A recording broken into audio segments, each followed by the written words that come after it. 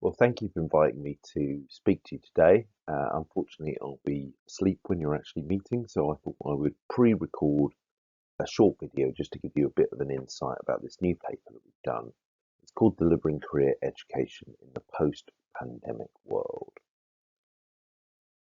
So this is what it looks like. It's part of myfuture's wonderful Insights series, which is really great. It gives us resources which we can share with teachers, which give them access to some of the latest theories, latest research, and so on.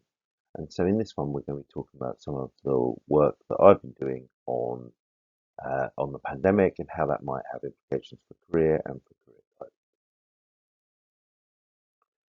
So let's start by just reminding ourselves what we're talking about when we're talking about this idea of career. I think what we're thinking about is the individual's journey through life, learning, and work.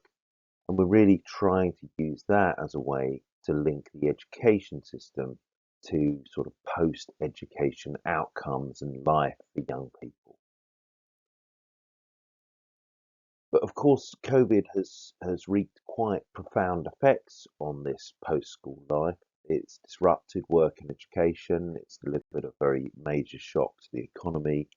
It's reshaped the labour market and it's transformed work. And the biggest kind of example of that would be the growth of working from home that we've seen.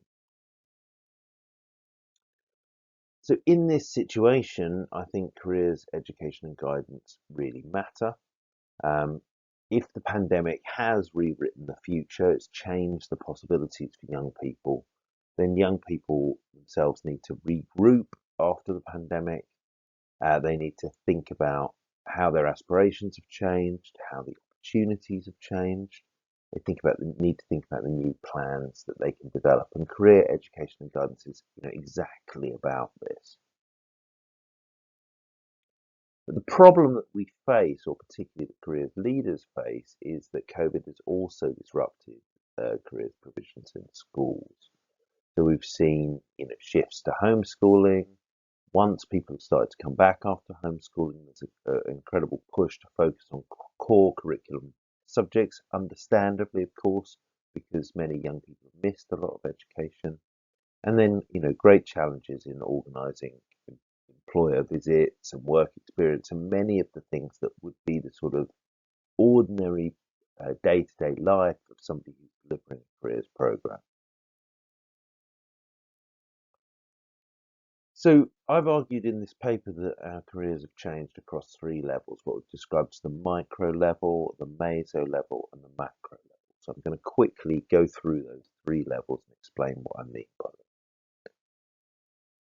So at the micro level, we're thinking about these psychosocial issues, the things that are really about how young people think and feel. So we're talking about issues like anxiety, about options and values, about mental health, and also about the loss of sort of social connections that young people have experienced in periods when they've been absent from school or when social connection has been more difficult.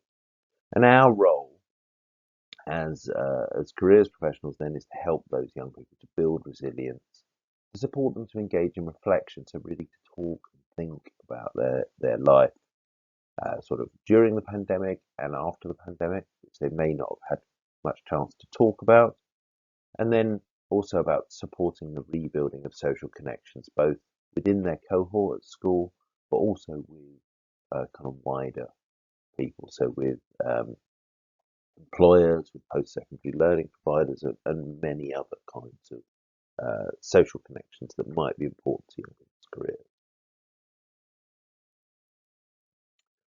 So if we move to the meso level, what we can see is that there are some really fundamental changes for organisations. So the meso is the middle level, and it's really focused on organisation. So the school, obviously, the changes we've seen in schools is at the meso level, but for careers, one of the most important things is the different ways in which employers are organising their operations, so their recruitment, induction, and so on.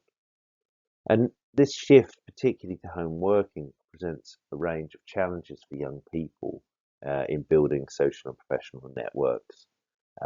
It It means that when a young person enters a new business, they may find it more difficult to transition and to establish themselves within that business. And there are also quite a lot of concerns from employers about the skills that might be lost by young people during the pandemic. So what can we do about this? Well, I think the first thing is we have to support young people to understand the changing workforce. And then we have to organise interactions with employers so that young people get the chance to actually talk to employers, also post-secondary learning providers as well. And we need to talk to employers about young people's needs as well. So we need to do that kind of advocacy job. So if we move to the macro level now, we can see that young people are experiencing a range of potential challenges. Now, some of these may not come to pass, but there's certainly risks of things like growing youth unemployment, risks that mobility gets frequently reduced or limited, so the chance of perhaps working overseas or going and studying overseas becomes less, and young people get disproportionately pushed into poor quality and precarious work. So what can we do to support them here? Well, again, we need to educate them, we need to help them to understand. We also need to help them to kind of actively represent themselves, get their voice heard as active citizens. And then I think, again, we need to take the advocacy role of talking directly to policymakers, to power, and saying, these are the problems young people are experiencing. We know we're talking to them every day. So what can you do about this? Well, in the paper, we argue that the kind of primary thing that schools can do is to build a COVID recovery plan for their career education. So I'm going to quickly go through what that looks like. So first thing I think is remind yourself of what you're trying to achieve. If we're going to build a sort of careers recovery plan, we need to start with thinking what is it that we're really trying to do with our career program, rather than just kind of going around and repairing the things that we've got. Let's start with principles. What is it we want to achieve? And then we review our existing program in the light of these thoughts. And then I think there's a very big job that careers professionals need to be doing within schools, which is to fight their corner, to say to their head teacher, this is important, we need to really sort of resource it properly, you need to give me time, you need to give me access to the students. And that's not a simple process, but it is something that I think we should feel very much empowered to do. We then need to reconnect with our network. So employers, post-secondary learning providers, other people who are important to the running of our program. We need to then make the best of the digital technologies that we've learned to use through the pandemic. Lots of us have learned to really engage with digital technologies much more than we did before the pandemic. Well, let's make the best of that, incorporate that in our program. So perhaps doing some virtual encounters with employers and so on. Then we've got to update our LMI. As I've said, lots of things have changed since the pandemic. You may find businesses or sectors that were really important have kind of gone out of business or have changed radically in the pandemic. You may find recruitment processes have changed.